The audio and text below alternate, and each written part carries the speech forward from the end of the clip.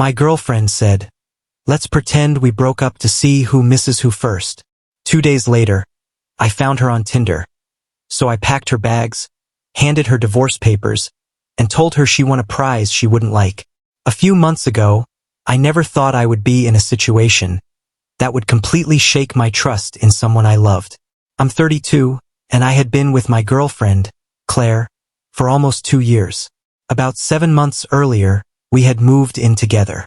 Things weren't perfect, but I thought we were happy. We laughed together, traveled when we could, and even talked about the future, even if only loosely. I believed we had something real, something solid. But then one evening, out of nowhere, Claire said something that made my heart skip. We were sitting on the couch, eating takeout and watching some forgettable Netflix show, when she paused and looked at me very seriously. "I've been thinking," she said, "maybe we should pretend we broke up for a week, just to see who misses who first." First, I laughed, thinking she was joking, but her face didn't change. She was serious. My mind started racing. I've never been a fan of these kinds of games. I believe trust in a relationship should be natural, that you didn't need to test someone to prove they cared. But Claire was insistent. She said it would be good for us, that it was a relationship reset, and a way to see how strong our bond really was.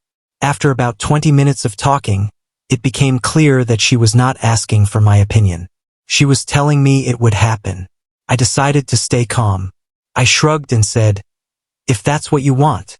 She seemed almost disappointed that I didn't argue more. Maybe she expected me to beg, but I wasn't going to give her that satisfaction. The rules were simple. No calls, no texts, no hanging out. For a week, we would pretend we weren't together. She packed a small bag and said she would stay at her friend Katie's place. The apartment suddenly felt quiet and empty, but also strange. I told myself it was just 7 days. I could handle that. The first day passed without any issues. I went to work, ate alone, and watched movies that I knew she would hate. Everything seemed normal. But on the second day, my life took a turn. One of my coworkers nudged me and said, "Hey, is Claire on Tinder? I just saw her profile." My heart dropped. I didn't even use dating apps anymore, but my curiosity and dread forced me to download Tinder and look. Within 5 minutes, there she was. Same smile, same photos she had shared on Instagram.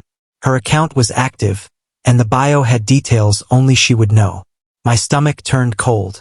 I tried to tell myself maybe it was old or fake, but deep down, I knew the truth. By the third day, everything was clear. I was scrolling Instagram during lunch when I nearly dropped my phone.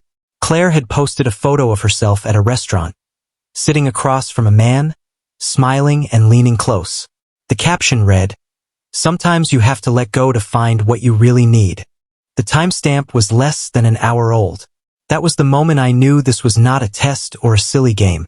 She was using the pretend breakup as an excuse to see someone else. That was when I made my decision. After work, I went straight home. I didn't yell. I didn't throw anything. I did something much smarter. I pulled her suitcase from the closet, packed a week's worth of clothes and essentials, and placed it by the door. Then I wrote a short note and left it on top. It read, "You won the game, but the prize isn't something you'll like." That night, I stayed at my friend Ryan's place on his spare couch. For the first time in weeks, I felt free. No tension, no lies, just peace. The next morning, I woke up calm, ready to face whatever came next. I muted her number and went about my routine, ignoring the messages and calls she started sending almost immediately. By that evening, my phone was flooded with 10 missed calls and a string of texts. "What the hell? We're on a break, not broken up. Why are my things packed at the door? Where are you?" She wrote. I didn't respond. I didn't need to. I knew that any reaction from me would be fuel for her drama. Over the next 2 days, her messages swung between anger, pleading, and seduction. First, she tried accusing me. "You're abandoning us over nothing." Then she tried guilt. "Do 2 years mean so little to you?" And finally, she tried begging. "Can't we just reset and start over?" But I knew better. Once someone shows they're willing to play games at your expense, it never ends. You either step away or become a pawn in their drama. By the end of the week, I felt calmer than I had in months. And that's when Claire finally showed up at the apartment, suitcase in hand, ringing the bell repeatedly until I answered. Her eyes were red from crying, but her expression was a mix of desperation and indignation. She walked in without permission and said, "We need to talk."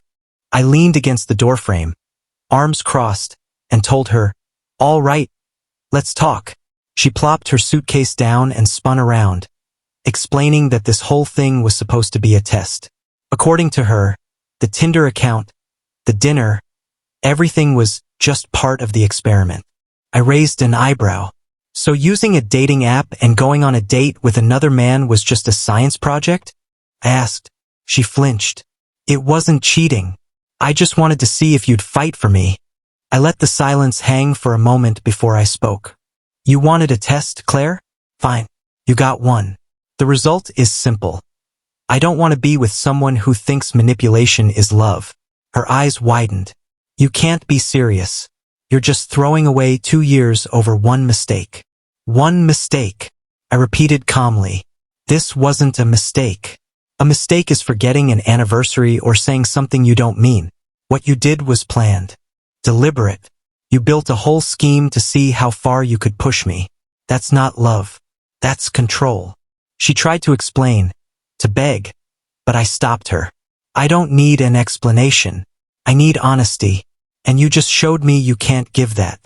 Her face fell as she collapsed onto the couch, crying harder than I'd ever seen her. You can't just break up with me over this. We live together. We share a lease. I had already thought of everything. Calmly, I told her, "You're right. I can't force you to leave. But one of us will. I already spoke to the landlord. The lease can be transferred to one tenant. I qualify on my own. The choice is yours. Either way, this relationship is over." She stared at me like I had stabbed her. "So that's it? Just like that?" I nodded. "Yes, just like that." The following days were chaotic. She went back and forth between begging me to reconsider and accusing me of being cold-hearted. She packed some of her things, then unpacked them, hoping I'd change my mind. But slowly, reality sank in. Finally, she agreed to move out. With the landlord's help, the paperwork was finalized. I took over the lease solo. It cost me an extra security deposit, but it was worth every penny to have a clean break. When she came to collect the rest of her belongings, she brought her friend Katie. I made sure I was out during that time, having taken photos of the apartment before and after, just in case she tried to accuse me of damaging or stealing anything. Messages kept coming for weeks. Sometimes angry, "You're weak. You didn't fight for me." Sometimes pleading, "We can fix this. I know we can." Sometimes manipulative, "You'll regret losing me. You'll never find someone like me again." Every single message was met with silence. Eventually, she stopped. But that wasn't the end. Mutual friends started reaching out about social media posts she was making, vaguely talking about betrayal, men who couldn't handle strong women, painting herself as the victim. I realized that those who truly knew me didn't need an explanation, and the ones who believed her version were not worth my time. Weeks later, I ran into Adam, the man from her dinner date. He hesitated before approaching. "Hey man, I owe you an apology," he said. "For what?" I asked. He showed me their messages, explaining he thought she was single and would never have dated her otherwise. I thanked him for his honesty. That confirmed everything. Claire had used the break as a cover to explore someone else. Ironically, Adam cut ties with her as soon as he realized what had happened. She lost him too. Months later, I moved into a new unit in the same building. A fresh start without the ghosts of that relationship lingering in every corner. From what I heard through mutual friends, she repeated the same cycle, even trying the break to test stunt on Adam. He walked away immediately, and I learned something important from all of this. Walking away was the best choice. Love doesn't need tests. Real love doesn't manipulate, control, or set traps. And sometimes, the only way to win is not to play their game. That day, when I handed her divorce papers, took back the car, and locked the joint accounts, I knew I had won my freedom. The prize she didn't like was simple. Her manipulation would never work on me again. Even after Claire moved out, the apartment felt stranger than I expected. The silence that once felt peaceful now carried a weight of memories, little reminders of moments that I had thought were real. Sitting alone on the couch, I reflected on how quickly trust could be broken, and how manipulation could disguise itself as love or playful fun. I thought about how many times I'd ignored subtle red flags, how I'd wanted to believe in her, even when my gut warned me otherwise. It was a painful realization, but also a necessary one. I needed to understand that love shouldn't come with conditions or games. In the days that followed, I focused on rebuilding my life. I took extra time at work, invested in hobbies I had neglected, and spent time with friends who truly understood me. Every message I ignored from Claire felt like a small victory, a reminder that I was no longer part of her drama. Even when mutual friends mentioned her on social media, I remained detached. She was trying to rewrite the story, to make herself the hero and me the villain. But I knew the truth. That comforted me more than I expected. The validation didn't come from others.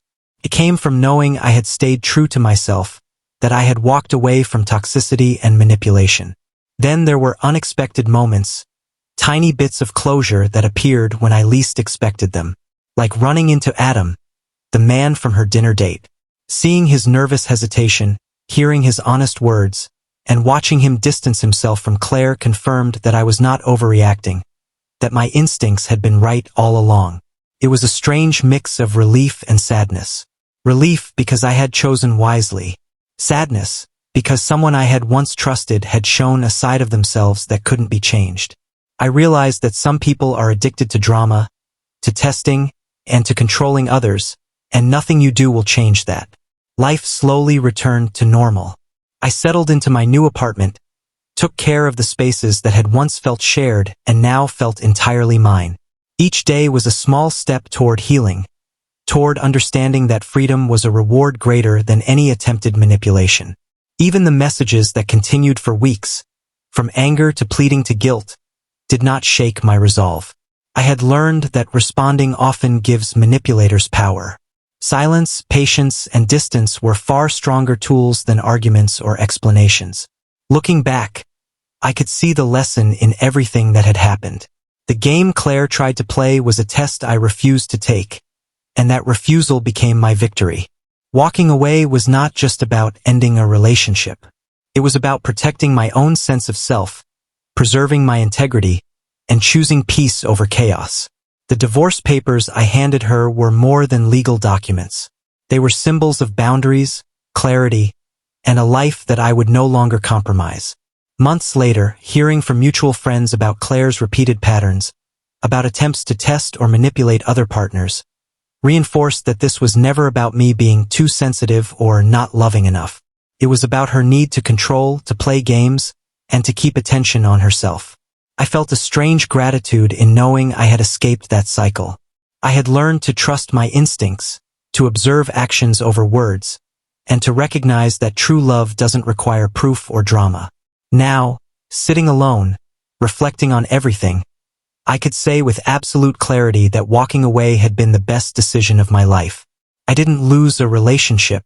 I gained freedom, respect for myself, and the understanding that some games are not worth playing. The lesson was simple, yet powerful. If someone suggests a test, a pretend breakup, or any manipulative stunt to see how you react, don't play along. Protect yourself, walk away, and never look back. The only way to truly win is by refusing to play their game. And that was exactly what I did.